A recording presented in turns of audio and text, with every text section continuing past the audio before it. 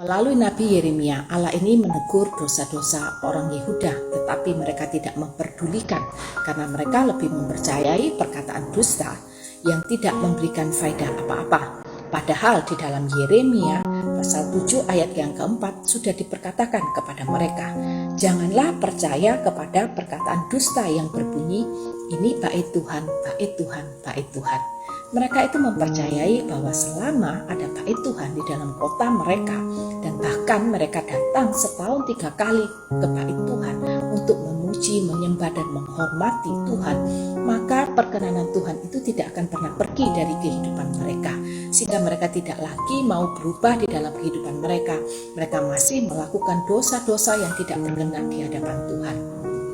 Semua ini mereka percayai, selama mereka datang ke bait Tuhan, maka perkenanan Tuhan itu tidak akan pernah diambil dari kehidupan mereka. Saudara, ketika ada gereja di kota kita, Tuhan itu memang menginginkan gereja-gereja bisa berdiri di mana kita tinggal. Tetapi jangan menjadikan gereja itu sebagai tameng bahwa perkenanan Tuhan akan selalu ada di dalam kehidupan kita.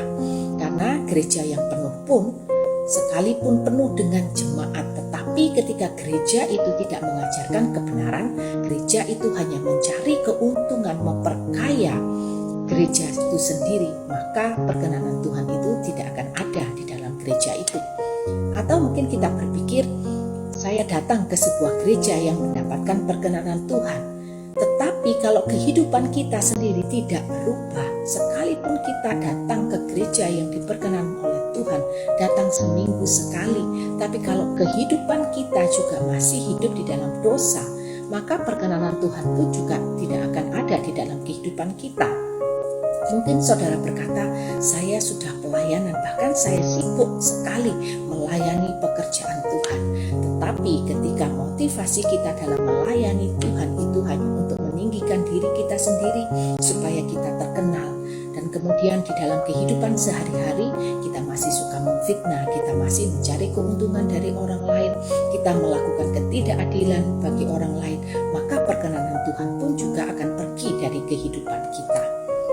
Ketika kita ingin kehidupan kita diperkenan oleh Tuhan, maka kehidupan kita harus serupa dan segambar dengan Kristus. Saudara tahu mengapa kita dipanggil sebagai orang Kristen, disebut sebagai orang Kristen? Kristen itu artinya kehidupan kita harus serupa dengan Kristus, hidup seperti Kristus.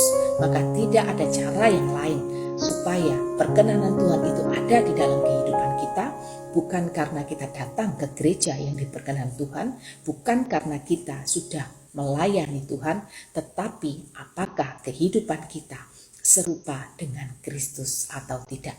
Ketika kehidupan kita serupa dengan Kristus, maka percayalah perkenanan Tuhan itu ada di dalam kehidupan kita.